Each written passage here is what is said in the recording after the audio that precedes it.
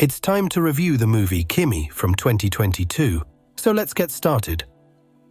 The intelligent voice assistant Kimi, developed by the up-and-coming tech company Amygdala, stands out from other similar technologies because its voice recognition is fine-tuned manually each day by a team of skilled professionals. At least, that's what Bradley Gosling, Amygdala's CEO, claims as he prepares to take the company public with an initial stock offering. One of the employees responsible for refining Kimi's performance is Angela, who works remotely.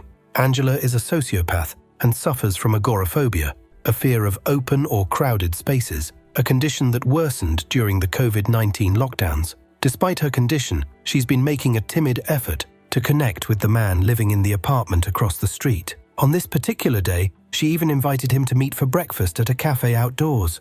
However, after finishing her meal preparations and walking toward the door to leave her apartment, Angela was overwhelmed by anxiety and found herself unable to step outside. This way of life is watched with interest by Kevin, a bearded man from the building across the street. She is also disturbed by Marcos, who is renovating the apartment above her. Knowing about her peculiarities, he only makes noise on designated days, so today he has to stop his unplanned activities. Angela sits down at the computer and starts fixing the command recognition errors for Kimi. In the evening, she invites Terry to her place for a physical outlet, but after finishing, she immediately sends the bedding to the laundry and asks her husband to leave. Left alone, Angela returns to work and hears loud music and the sound of a woman being physically abused on one of the audio recordings. Concerned, she reports it to her boss, but the next day, she gets an unexpected reaction. Her boss says they don't need such problems a week before Amygdala's stock offering and asks her to simply delete the recording.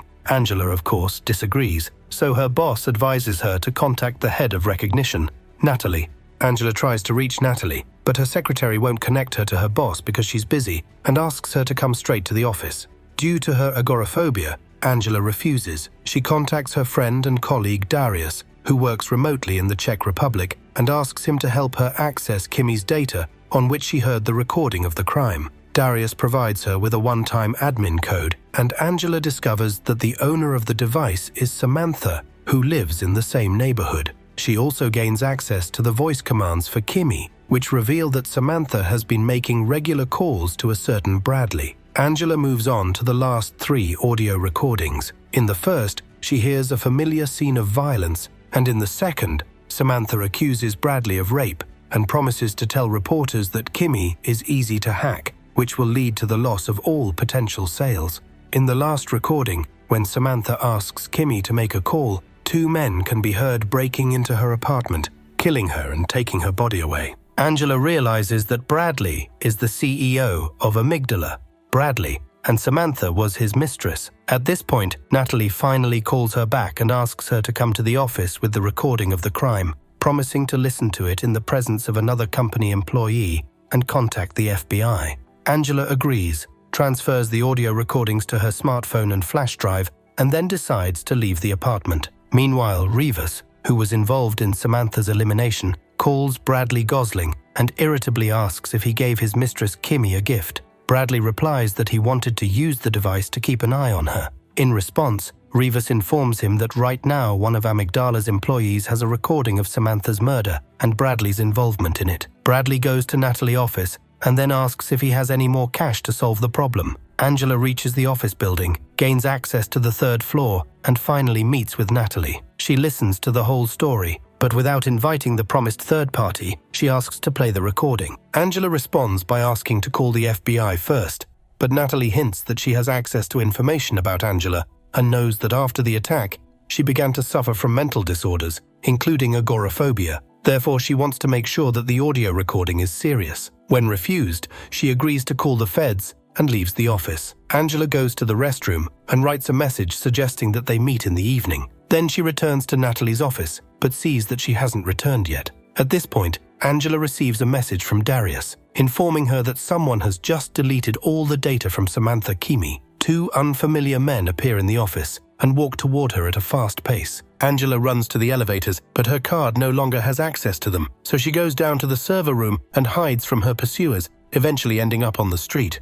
She finds the nearest FBI regional office on the map and heads there. Meanwhile, Rivas comes to Bradley and informs him that his people have lost Angela. However, he can hire a hacker who will track the girl using her cell phone for an additional fee. Hacker sends Angela an empty SMS and finds her location. She notices something suspicious, turns off her phone, and the signal on the hacker's screen disappears. The girl goes to the house, but comes across a protest of protesters in favor of houses for the homeless and turns her phone back on.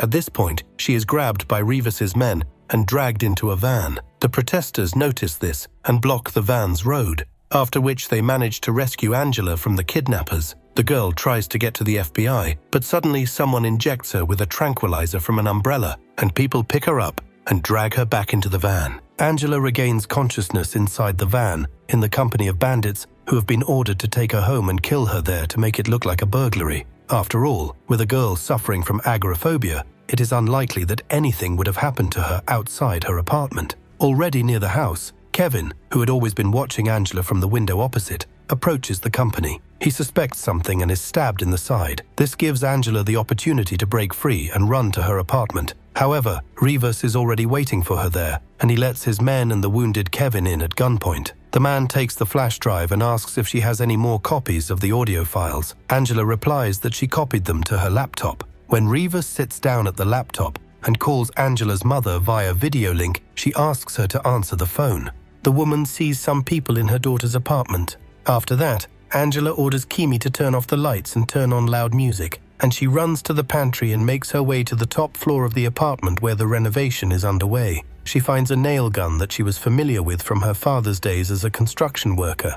The first nail goes to one of Rivas's assistants when he tries to break into Angela's apartment. Then the girl shoots Rivas himself and kills the last gangster when he tries to escape from her apartment. Angela asks Kimi to turn on the light, presses Kevin's wound, and thanks him for his help. She then goes to the door and asks the voice assistant to dial 911. In front of the surprised police, she reports a break-in at her apartment, 1 wounded and 3 dead men. As a result, the flash drive gets to the right people, and Amygdala CEO Bradley is arrested. Angela finally overcomes her agoraphobia, changes her hair color to a brighter one, and now enjoys having breakfast on the street between their houses. This is where the movie ends.